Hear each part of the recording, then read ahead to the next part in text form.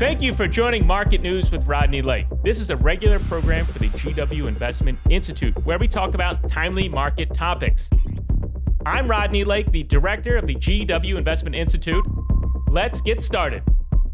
Welcome back to Market News with Rodney Lake. I'm your host, Rodney Lake. This is a new season, and we're kicking off with a very special guest, Mr. Evan Vanderveer. Mr. Vanderveer, welcome. Thank you very much. Pleasure to be here. We're so happy that you're here. I'm going to give a little bit of a brief intro, and maybe we'll give you some time to introduce yourself, and then we're going to jump into questions. So, perfect. Number one, Mr. Vanderveer is a GW alum, which we're super proud of. Thank you. And has been a great friend, and to be clear, and not to disparage any of the other schools at GW, business school alum, finance major.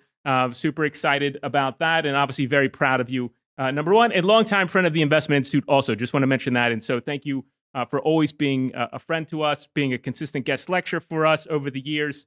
It's been more than a decade now, so we're very appreciative of all the time, effort, energy that you have put into the Investment Institute to help make it what it is today. That said, let's move on to you a little bit more specifically. So you were at Aegis Financial after you left GW, School of Business, and then you founded your own firm, Vanshap Capital, and you are looking for high-quality businesses all over the world, and we're going to jump into some of that. Really interesting businesses, really interesting fun, backed in part by Markel, which is a publicly traded company, multi-billion-dollar publicly traded company. So very exciting, very proud of you as a GW alum, and certainly somebody in the investment world, somebody in finance. Could you maybe shed a little bit of light for all of us and introduce yourself a little more fully about, how, your journey from School of Business, since we're here at the School of Business. This is a GW Investment Institute podcast. School of Business, Aegis, and then Vanshap.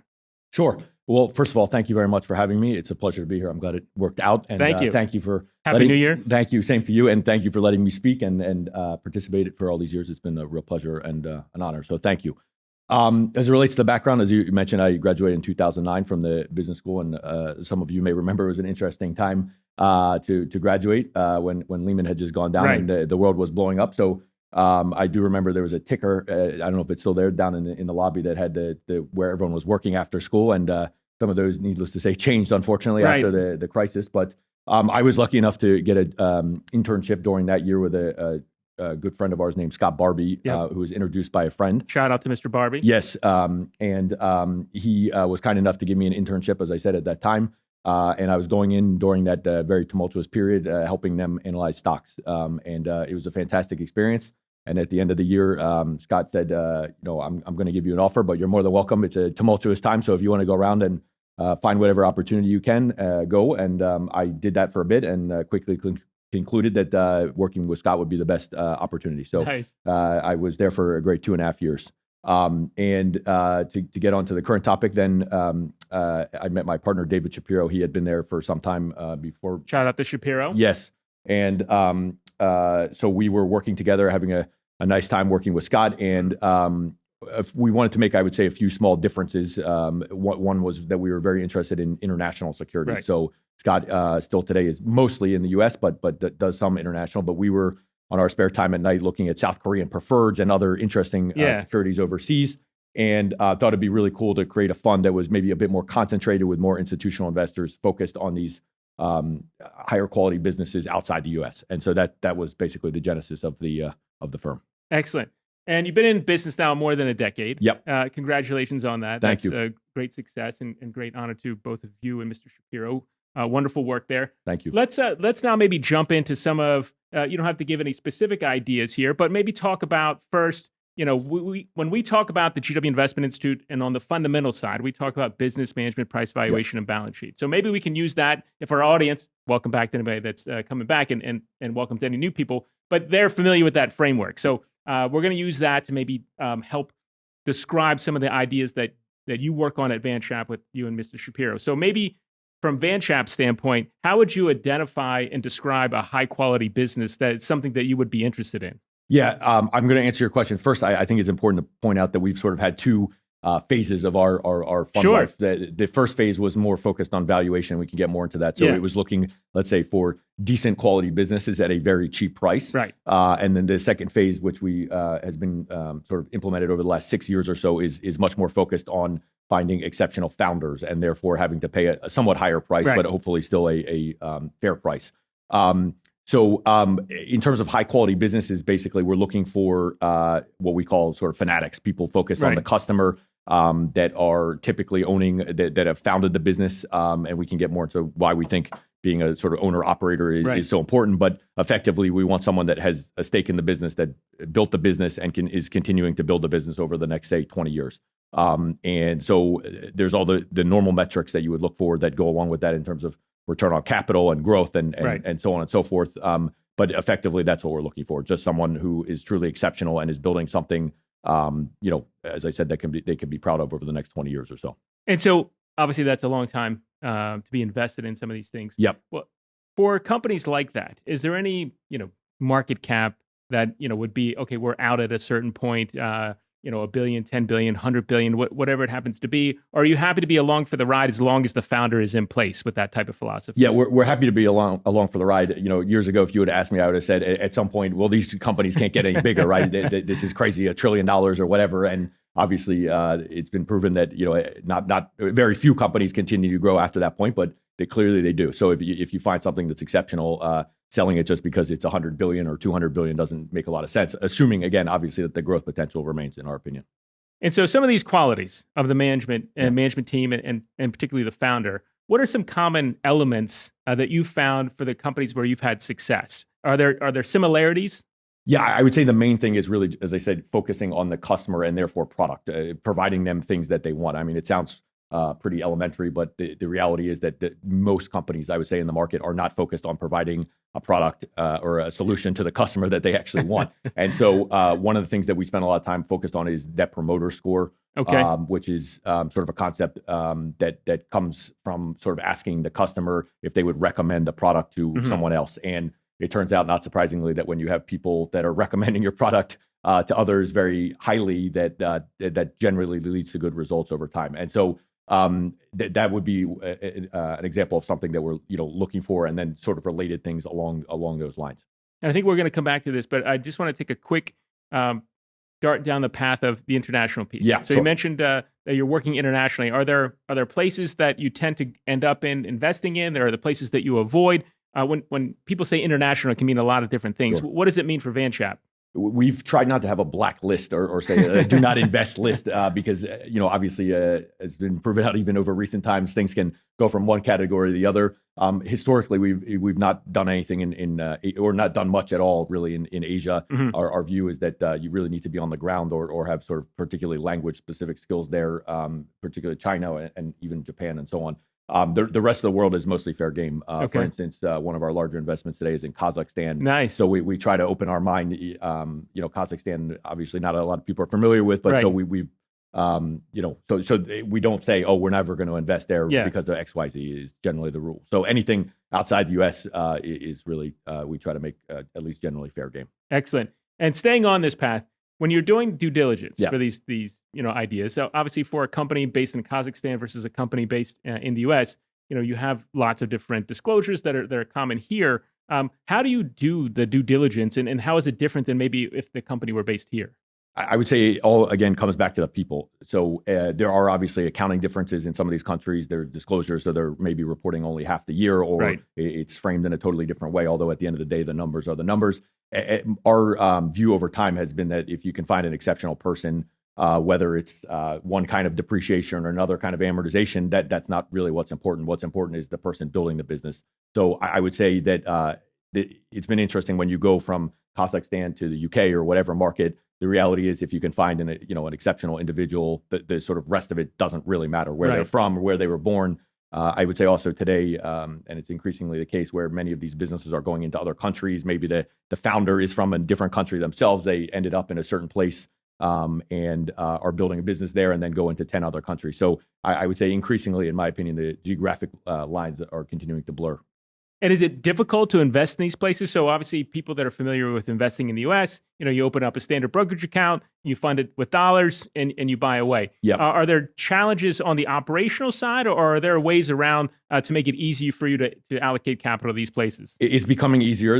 When we started, there were challenges, and there still are, particularly in local markets. If you want to invest on a local stock exchange, that's a whole other conversation, because in our opinion, many of these local exchanges don't make challenging to deal with. Challenging to deal with and don't make a lot of sense anymore. The other interesting thing that we've seen is that a lot of the all-star companies, the fantastic businesses, are listing in the U.S. On NASDAQ or whatnot. And so I would say, again, similar to the geographic lines, those lines have started to blur. But there was an element at the beginning or early on in the fund's life where, for instance, investing in Greece required some work to do or something like that. But that's, I would say, another benefit of technology. So barriers to entry are reducing for allocating capital to those places. I think that's right. There's still exceptions, but I think generally that's becoming the case. So speaking of allocation of capital and talking about management, so what are the things when you're looking at a management team and in particular CEO for allocation of capital? Are there hallmarks that you would say, look, this really stands out and it's pretty consistent across great allocators and that's what you look for? Or is it really, each company, each management team has a different allocation strategy that works for them? There's nothing that's none of them are the same, obviously, but I would say there are definitely elements. I would say one thing that we look for is sort of a contrarian nature. We love to see managers that have, make purchases. For instance, one of our holdings is Jet2, which is a package holiday operator in the UK.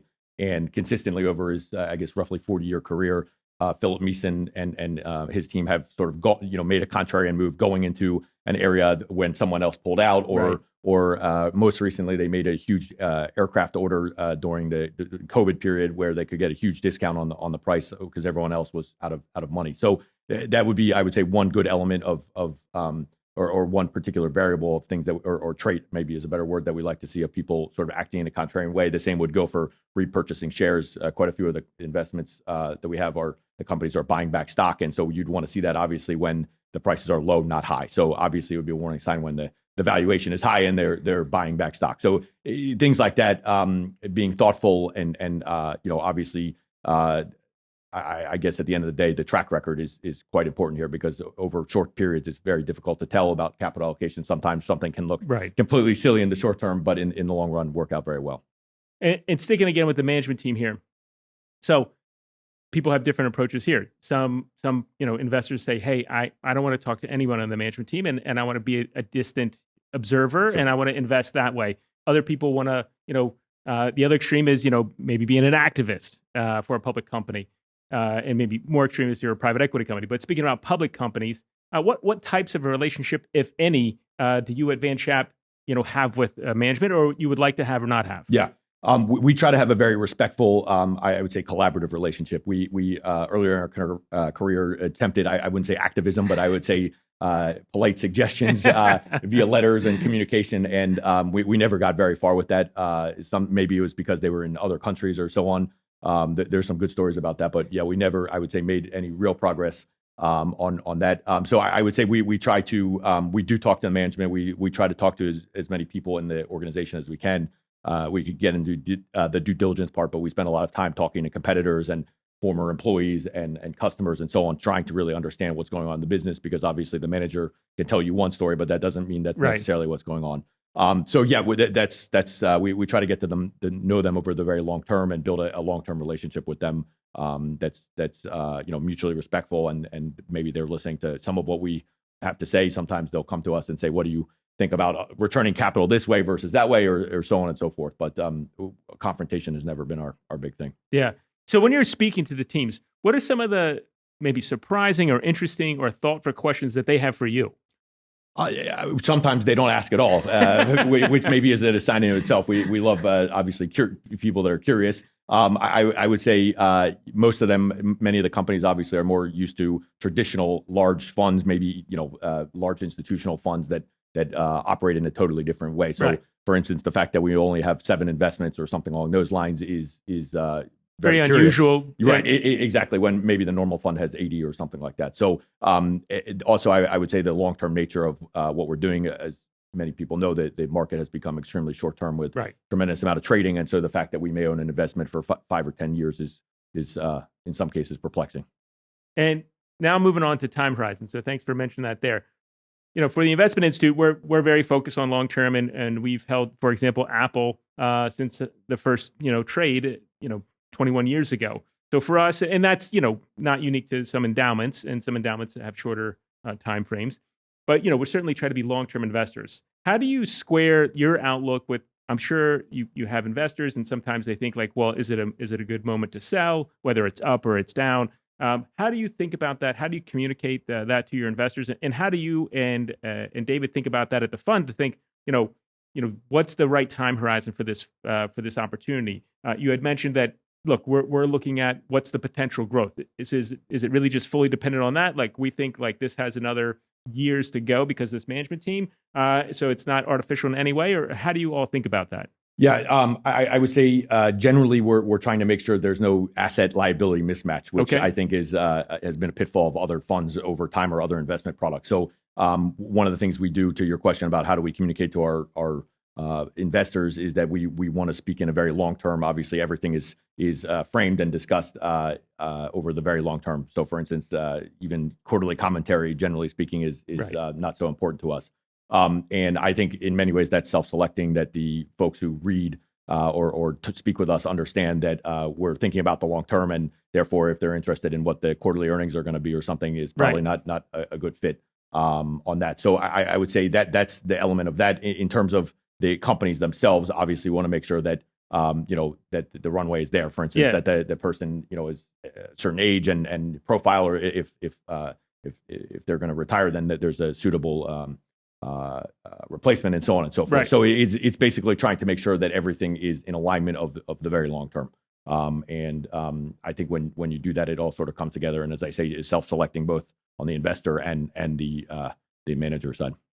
Now, you may not be able to say too much about the future of Vanshap and where you're headed, but anything that you can offer about, do you think that your strategy will change from here? You think you'll be even more international, more than you are now? Any differences that you foresee moving forward based on what's happened? And what's the general outlook for Vanshap at the moment? Yeah, the general outlook is to keep doing what we're doing. Nice. We're quite confident in the strategy of over the last 6 years of focusing on very few, very, very high quality companies with these owner operators in place. And I think it's been borne out over time that that's a great strategy, not necessarily every year or whatever, or in the short term, but over the long term, it's a great way to operate and to manage money, and that's what we we believe works over the long term. So that's what we are going to continue to do. And so, not giving maybe anything specific here for this question, but our listeners and people that watch our YouTube channel might be thinking like, okay, well, finding these owner operators, how do you go about doing that? Yeah, we used to, as I mentioned earlier, screen, and over time, and I think with increasingly, everyone having a screener now, and Right. AI and technology making it very, very easy to find these anomalies. I think the better way to do that is just to try to learn as much as you possibly can, and ask. It can come from any direction. Sometimes we've had luck asking some of our companies if they have other peer companies that they're friends with, and for instance, the company in Kazakhstan is good friends with the company in Latin America. Okay. And so they share ideas, and so you sometimes can say who is your best, Competitor, competitor yeah. or peer in a Right. different region, or so. There's all kinds of ways that we go about doing that. Not surprisingly, like many other things, the exceptional managers tend to know each other, or learn from, or invest Yeah. in, or something like that. So the ecosystem of exceptional people is pretty small, I would say. So it takes time, but it's not so difficult to identify. But one folks. can come from the other. Absolutely. And so, on that, so you mentioned AI. One of the things that we've been talking a lot about, one of our largest position right now remains is NVIDIA for the Investment Institute. So AI is something we talk about quite a lot. How do you think that's going to change your business? Yeah. And how do you think that's changing the investment business overall? It's an incredible, I'm sure you've and everyone else has, you can put in now to whatever AI tool you want and ask it to write an investment memo, Right. On a certain company. And while they're not perfect, it's done. They're pretty good. They're pretty good. And so that's just incredible to think that, over the last 13 years that when we started, and now all of a sudden you just hit a button and 20 minutes later you get an investment memo. I'm sure those will continue to improve. Obviously, Yeah. I think therefore that the skill set of having someone, unfortunately or unfortunately, at a very entry level, Right. putting those memos together is probably no longer necessary. Although again, there's errors and so on. I think most is still important and will continue to be important for the long time is the judgment about the people. Right. At the end of the day, you can look at a track record and maybe that track record is exceptional, but it doesn't necessarily mean it'll continue to be the case. Right. And I think that having, for instance, a ChatGPT sit down with the CEO or the founder of a company and have dinner, there's still at least for hopefully some time that will not be easily replicated. Right. Yeah. So that's we'll see, but it's an amazing thing for sure. Well, and I think that it's a good segue to start asking about some questions that are advice. So for some of our viewers and listeners, they could be students or people that recently graduated. Obviously, shout out to any of our alums. What advice do you have for them for either getting into the investment business or excelling in the investment business? Yeah, I would just say be curious, right? So try to learn as much as you can. Obviously, the Investment Institute and GW generally provides a very good background, but I would suggest try to find a specific niche, maybe from school or Right. just from maybe the country you're from, or the region, or whatever it is. Find a niche and then just try to learn as much as you can. Nowadays, it's just obviously with all the podcasts and material Right. and videos, you could I'm sure There's a lot out there. There's a lot out there, and just trying to listen to thoughtful content and trying to interpret it. I would say that's basically the main thing. And then secondarily, I would say try to find people that you want to work for. I would suggest maybe making a list of 5 or 10 people, firms that you want to work for. Focus on those groups, and then try to get to know them and see what opportunities arise. But just keep at it. That's the main thing. Any book or podcast specific recommendations that you can think of? Well, I'm sure, like others, Patrick O'Shaughnessy's Invest Like the Best, and then David Senra's the Founders Podcast. He has the new one. A new interview. The interviews are. I think it's called Senra. Senra, I think. Yes, have just been incredible. There's just very good. I agree. So many out there now. Acquired would be Acquired is another fantastic one. Those are some of the that come to mind. I think those are super helpful, and I think.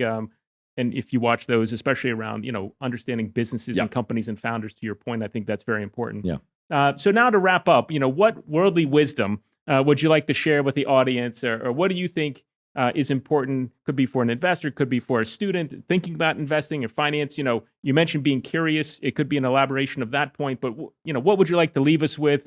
What worldly wisdom, Charlie Munger style, would you have for us today? Yeah, I thank you. I would say maybe in addition to that curious point would be keeping an open mind, right? So being able to be curious and having that desire to learn would be to keep an open mind. I would say looking back, when I was here at school and then afterwards, I had a very predefined, let's say, pathway forward and goal in my career, and things are constantly evolving and changing and maybe accelerating. So I think just because you have some goal in mind or some specific task that you want to accomplish, I would say try to keep as open mind as possible and don't just say no. Just always try to learn, and even if it's not a good fit or it doesn't make sense to you or whatever, just try to learn about it and then make the conclusion. Don't jump to the conclusion and automatically say no. So I would say an open mind and curiosity are the main Be curious, open mind, continuous learner. Yes. I think that's wonderful advice. I think it's a great place to end the episode on. I want to say thank you, Mr. Vanderveer. So thank you very much for joining us today. We're thrilled that you joined the podcast. We hope you'll come back. I will be back. Thank you very much. It's been on a pleasure. This episode. It's been wonderful, and we'll hope you'll be back on another episode. So that's it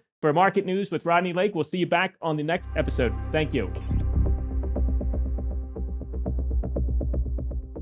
Disclaimer, the content shared in the GW Investment Institute podcast is for informational and educational purposes only and should not be considered investment advice. The opinions expressed in this podcast are those of the host and guest and do not necessarily reflect the views of the GW Investment Institute or the George Washington University. Listeners should not act upon the information provided without seeking professional advice from a qualified financial advisor. Investing involves risks, including the loss of principal. The GW Investment Institute, the George Washington University, and the podcast hosts do not assume any responsibility for any investment decisions made based on the content of this podcast. Always conduct your own research and consult with a financial advisor before making any investment decisions.